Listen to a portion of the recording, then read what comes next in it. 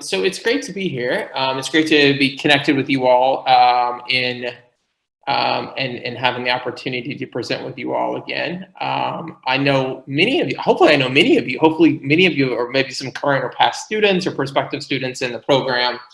One of the great things is that last year, actually, in 2019, I celebrated my 10th anniversary with CEDIM. So I've been coming and teaching part of the program for almost 10 years now. So feel like an honorary reado, I guess is how you refer to yourselves, or Monterreyan. And so it's good to be here.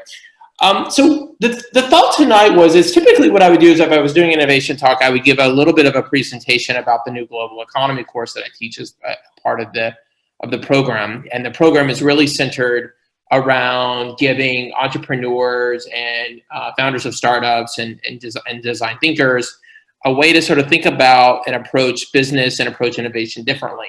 And my course, what I love about my course is that it's a big picture. It's a big picture that gives you a sort of sense about what is the importance of location, what's happening in the economy, and how that all impacts both your strategy for your business and for your projects.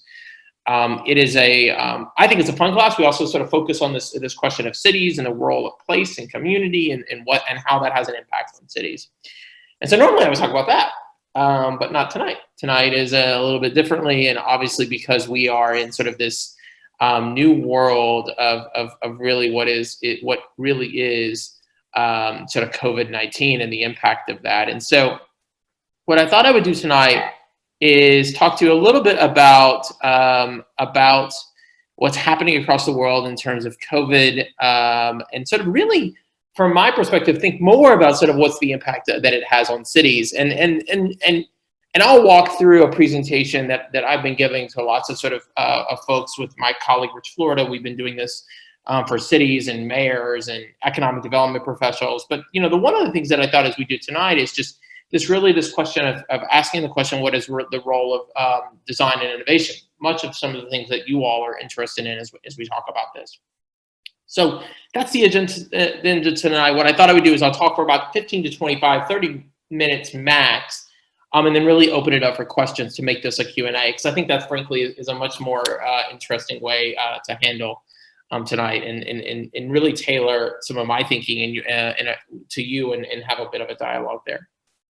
So, I think some of the takeaways to think about are, the first thing I think that a lot of people have talked about is, will cities survive this? And I think one of the things as we walk through tonight is that we'll get to the point of understanding that cities have long have weathered and had a great resilience for public health crisis, particularly pandemics. And we'll talk about the history of pandemics. And for the last sort of 3 weeks, that's been something that I've been really sort of fascinated by is understanding sort of the impact of pandemics and how cities and how communities have recovered out of that. And I think some of the thoughts on that is actually pretty interesting and pretty pervasive for today. So a little bit of the lesson learned. I then want to talk a little bit about what I do think are, what we do think about how some communities will be shaped in the short term, particularly at least until there's a vaccine, right? Until there's some way that this is really stopped from a science perspective. But also, what are those long-lasting changes that we think that we could see as part of this as well, in terms of the way that cities are thought of? I think the one thing that really jumps out about this, and what I hope is a long-lasting piece, is that for the first time, really, we have actually thought about public health as an economic development, as a competitiveness issue, as an issue for resiliency. And so that's really come to the forefront here. And so this has pushed us to really have to think about this in terms of the role of public health and what that means, and how that, frankly, impacts the way that we think about resiliency and weather resiliency. So a little bit about sort of what are some of those factors that we think will shape, a little bit about what makes cities vulnerable. I mean, if you have been following this, obviously now here in the United States, we have the highest cases in the world. New York City metropolitan area is the highest concentration. Actually, I think it has more than any other country in the world now. And so what are those factors that have led to some of our cities doing this? So we'll talk about some of the factors that lead cities most developers, and then talk a little bit about what are some of those reactions for thinking about how we think about going forward. So the history of pandemics is somewhat interesting, right? I mean, there have been, as many of you probably know and have focused on and maybe have thought about this, is that there have been several pandemics throughout the world, but the one that I think that we resonate the most with, which we have seen some really interesting comparisons to, is the Spanish flu of 1918, and which was a pandemic that killed far more people than what we've experienced thus far with COVID. But what's interesting out of that pandemic is that if you go back and look at about how cities have recovered, how cities have come out of the pandemic on the other side, or how the shifts in society have happened. What's interesting about this is that a lot of people are saying, well, man, this is really the death to cities, that we're going to see a lack of urbanization, that people are going to move away from cities, that we're going to see the rural economy is going to sprout, that we're all going to not want to cluster together, create those ecosystems that we know that are really important to innovation. But what's interesting, right, is that if you look at the history of the Spanish flu, particularly in 1918, is what you find is that cities actually survive and they come back a lot stronger. And in fact, if you've taken my class or you come and take my class, one of the things that we talk about is a spiky world.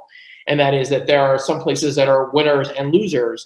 And after this sort of major disruption or economic disruption, what we know, right, is that places like New York, San Francisco, and Mexico City, places that are thriving economic centers actually come back stronger, believe it or not. In fact, all of the data has suggested that. In fact, if you look at the Spanish 18 flu, there is a comparison between what was New York City and the smaller city of Pittsburgh, Pennsylvania. And what actually happened with that is that New York actually rebounded very quickly. Pittsburgh was very, very slow to recover, actually. And so this whole idea that that urbanization is, as our team is saying, urbanization is stronger than infectious disease. Yes, it doesn't look nice and great right now, but man, as we get throughout and move forward, there will be factors that push us closer together, believe it or not. And so I think that is a really important takeaway as we think about this. I think what are some of the things that we're likely to see? Again, the 2 points at the top here are things that I just hinted at.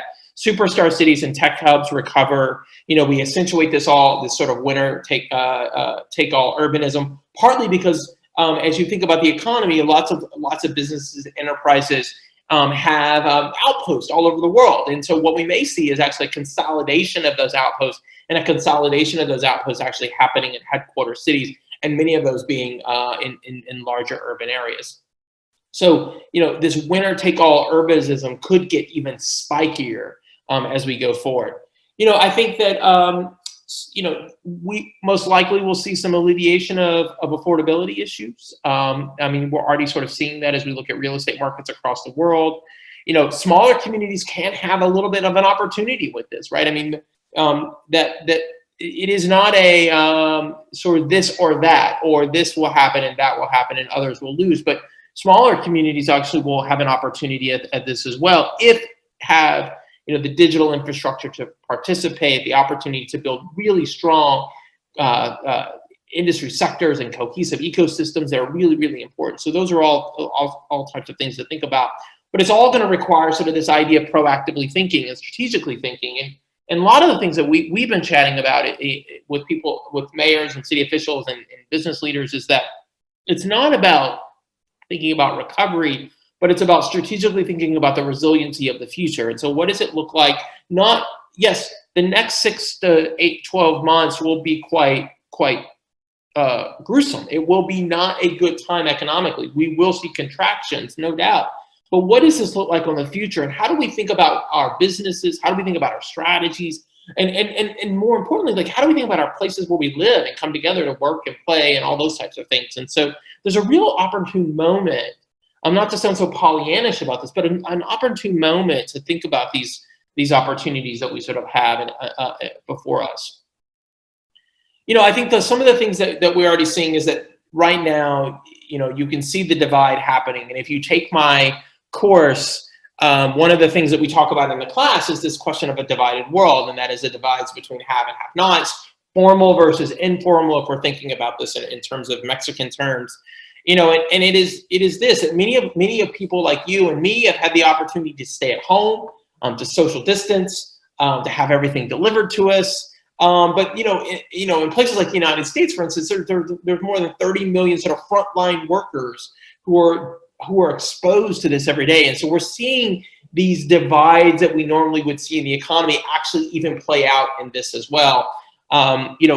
Density divide. One of the things that's really interesting about the density divide is everyone says, well, density is really bad. Density is this issue for pandemics. It causes public health concerns. And there's some truth to that.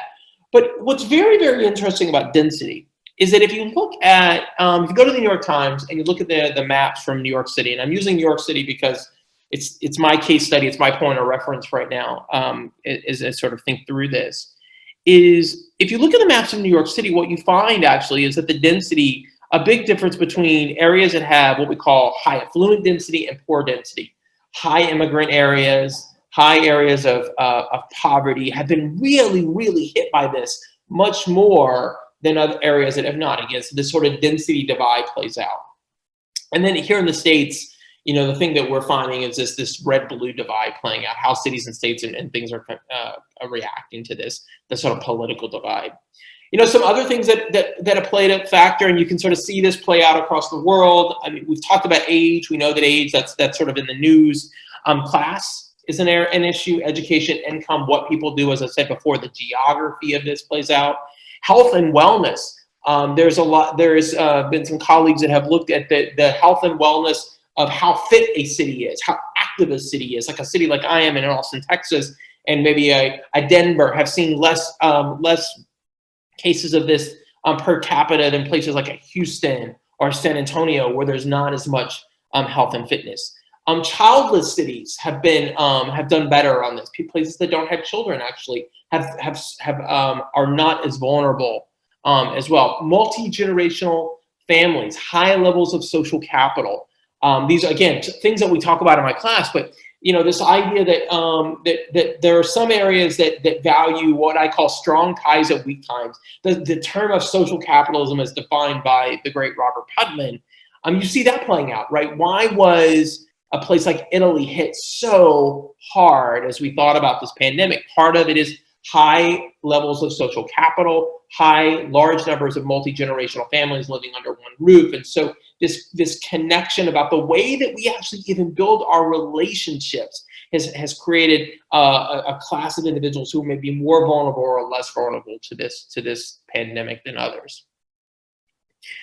As we think about geography, as we think about both cities and suburbs and rural areas, what are those push-pull factors? And as I said before, it's not that sort of one size that it's going to be that it's going to just be all cities. Now, I do think that urbanization will be the key winner here. But what are some of those factors that may push between like areas that are more rural and more sort of suburban-like and rural, less, and as opposed to areas that are very sort of dense? And as we think about those push effects towards suburbs, it's remote work. It's the opportunity to be able to connect with platforms like this.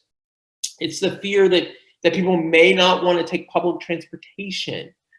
It's the desire for private amenities. That being a really, really key piece to this as well. The fact that many of us may want to have our own backyards instead of having to go to public parks and things to that affair. We may see some sparks of what we call rural gentrification. Smaller towns that have really great wineries or great amenities or natural resources that become that project quality place that attract people that can work remotely or who are already looking to make an urban exit. Maybe this makes that happen in a faster way. So those are those kind of push effects to suburban and rural communities.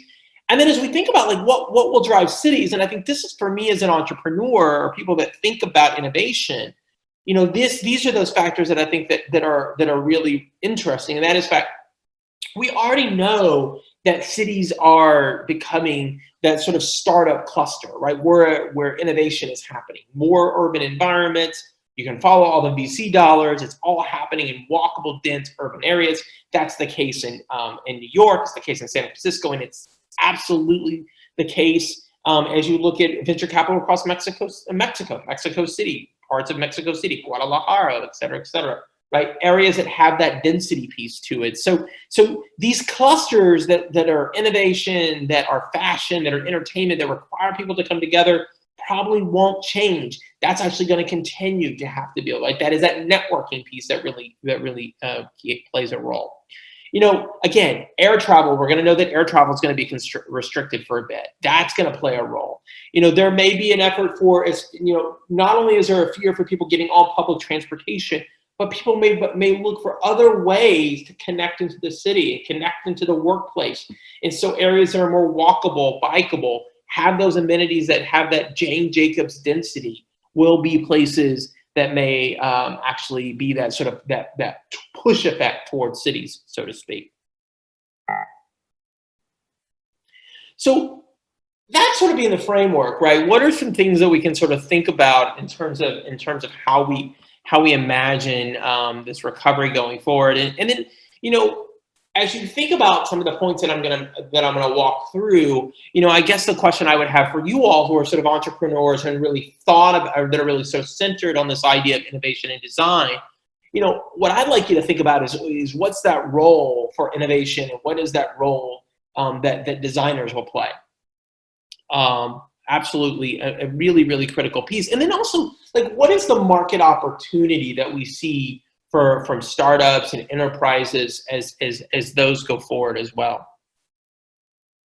So the first thing I think that I think is really important to remember, right, is that pandemics come in waves. And so, it was interesting today as I was finishing up the day here at home, and before I went for a quick walk before this, because we're like you are on the sort of lockdown of not being able to go to the gym and those types of things. One of the things that is clear is that the United States is planning to, President Trump and others and other places across the world are starting to open up. And as we think about that, right, I think one of the things to keep in mind is that pandemics come in waves. There is this sort of wave to pandemics.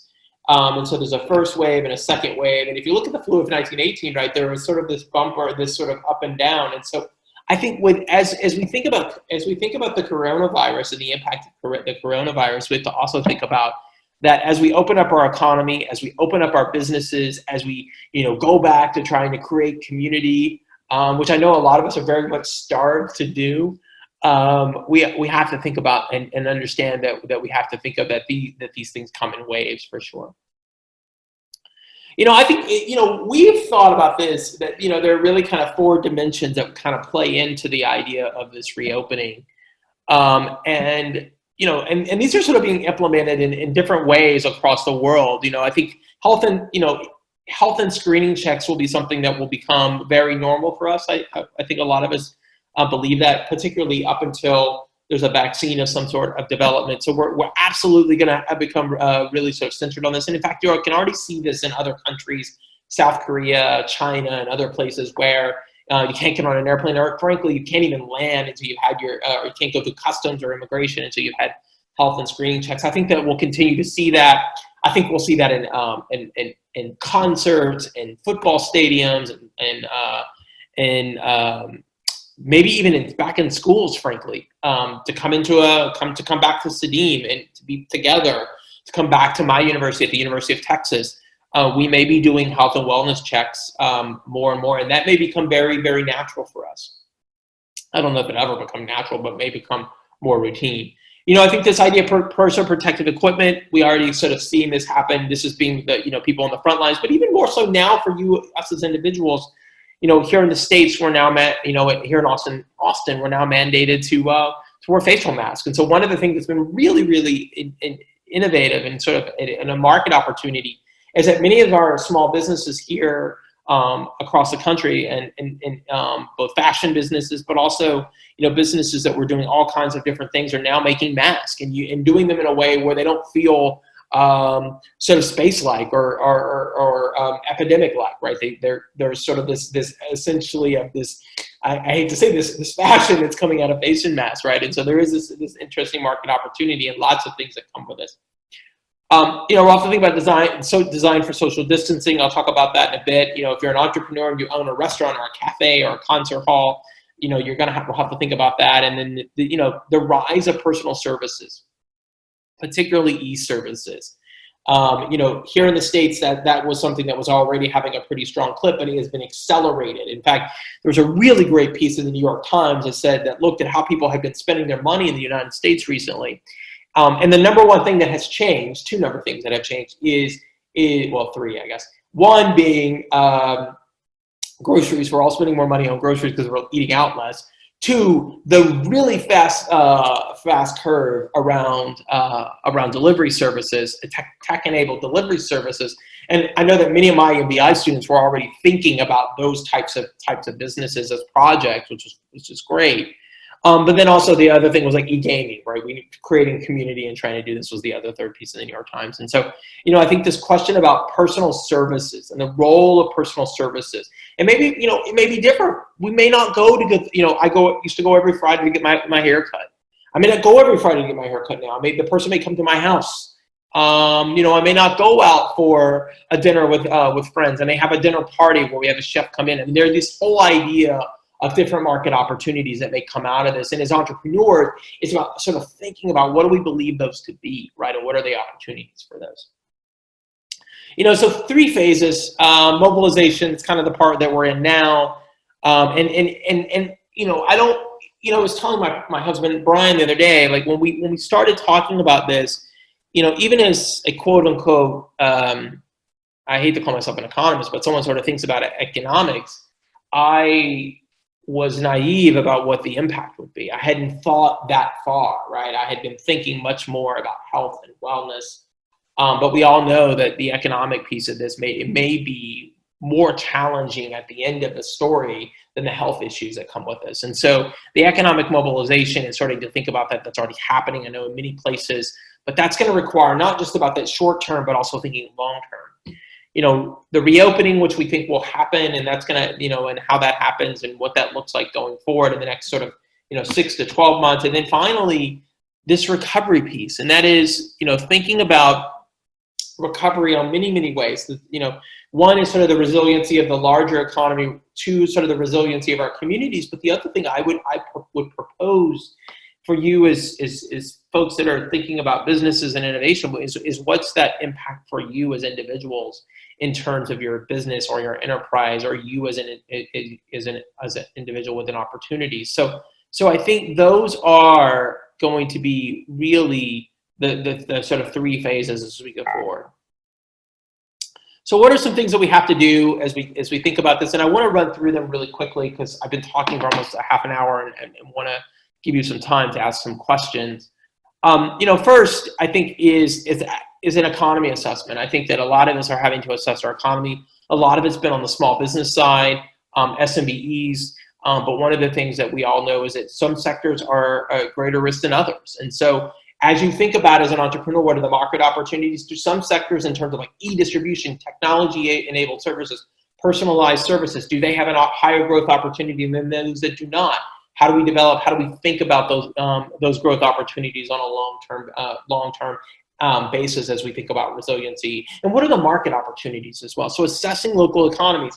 In Monterey's got a strong manufacturing sector. What's the impact there? What's the impact on the technology sector? Maybe the local food and restaurant sector takes a while to catch back up in terms of the reimagining of that. So assessing the economy is critical. We have to get our universities ready. You all attend the universities. I spend most of my time in the university. Our universities are places where people come together by nature. That is the idea of a university, coming together, clustering of people to share ideas and build new products and innovations and technologies. And so universities we have to think about this. And so what does that look like in terms of social distancing? What does that look like in terms of the way that we live together? We go to school together. Do we have less people in a classroom? Do we have more teachers? Do we have more online learning? Do we have more community service learning? I mean, there is so much opportunity and prototyping in terms of the impact that universities have. And frankly, there's a lot of market opportunity there for enterprises as well in terms of the types of services that can be wrapped around particular business. So getting our universities ready to be ready for this is really critical as well. We got a pandemic-proof our airports and transit hubs. We're seeing this happen across the world, and particularly in many of the Asian countries that are opening up. But imagine like when you go to Monterey Airport, we all get in a really close line together. We all check in together. We all go to security together. What does that look like? How do we get our baggage? What does that look? How do we queue up for flights? What does that look like? How do we wait for our flights? How do we go through immigration? All of these are issues about the way that we're going to have to think about from a design standpoint, from an innovation standpoint, about how do we protect health and wellness, but get our airports up and running. And as many of you know, airports are one of the most important factors for the knowledge economy today. It is the airports are kind of the highway system for the work that we do. It allows us to get together, allows businesses to come together. So, and look, remote work, I think will remove some of the non-essential travel that we may have been doing, right? Maybe not many of us go as many conferences, or maybe instead of 3 or 4 team members go, maybe 1 team member goes. So there will be, or we may conduct more of our engagement with technology, but still, at the end of the day, we're going to have to get back on airplane because we're a global economy. We're connected together. We're locally focused but globally connected, and so this becomes something for us to really think about in terms of our airports. Civic arenas. This is a big thing in the United States we're talking about now, about sports. Sports or concerts. I live in a town that loves college football, and I live in a town that loves live music, and has invested in a lot of those arenas. And so what do those arenas look like? Again, same sort of ideas around our airports. What are the opportunities for market opportunities for businesses and enterprises that can help provide some of that really innovative thinking around, getting these areas open? And then, how do we communicate when we've done this to the greater public? Because there is then a role for marketing communication strategies to think about how do we communicate the wellness opportunities that are here, and the wellness retrofits that have to make the public more comfortable about engaging. Those are all key pieces to this as well. Redesigning public space. What is the future of public space? How we come together. That's everything from parks to sidewalks to places that are great meeting spaces, incubators, accelerators, co-working spaces. Right? Those are all public spaces. What's the future of the way we build innovative labs for technology companies to come together? This is all this question about public space. And so, I present these ideas as a way to say that these are things that sort of have to think about. But it's also in my mind, like, what are some of the opportunities that come out of this, right? Lots of terrible things have happened out of this pandemic. A lot of people have become really sick. A lot of people have lost a loved one. But there is some interesting opportunities for innovation and design thinking and the way that we sort of think about on going forward. The thing that I'm most really kind of excited about is reimagining what our public sphere looks like in our cities. Like, how do you take a place like Monterey, which is highly automobile centric, that's got some beautiful plazas in the downtown and beautiful parks, and how do you more pedestrianize them more? How do you do what you do on Sundays when you close down places in San Pedro, for instance, to traffic where people can bike and run and do all that wellness? Do we do that more? Do we sort of do that? And we know that places are doing that. Bogota is doing that. Other places are doing that. Oakland, California just recently closed 74 miles of streets to cars to allow people to create connections. So there's some really, really sort of innovative thinking that's happening in terms of the way that we think about public space. Preparing for remote work. I say that, this is something that we're all having to think through. It's not just this platform, but, I think this question about, how remote work is, how we build community with remote work is something for me that I think requires some real new type of way of thinking. And, people have been creative in this in terms of, happy hours and things like that, but there's got to be other things that we have to think about in terms of making this feel more real, and maybe it becomes a hybrid, and there's lots and lots of ways to think about this. ensuring that Main Street survives. The thing about I think we all live in our cities. We have our favorite coffee shop. We have our favorite place to get our hair cut. We have our favorite place to go out for a drink with friends. Our favorite place or maybe our favorite place to get tacos. I love tacos. But I think it is the idea that we have to ensure that those businesses have an opportunity to survive, and how do we do that? And so that's going to require, and that's happening here in the States, where businesses have done really, really innovative things with delivery services and family cooked meals and offering entertainment, virtual entertainment with things that you do. So that type of creativity is going to have to happen, and the way we package that's going to have to continue as well. Because you can't imagine your city without those great restaurants, or those great, in this point, which is the great arts and creative economy. Jane Jacobs calls it the sidewalk ballet, right? It's the thing that makes cities messy and interesting, and the reason that we live where we live, right? It's how we identify. It's our ethos. It's our values that a lot of times that are communicated through those businesses, and so ensuring that they have the opportunity to survive is really, really essential. Upgrading service work. In the United States is a big issue.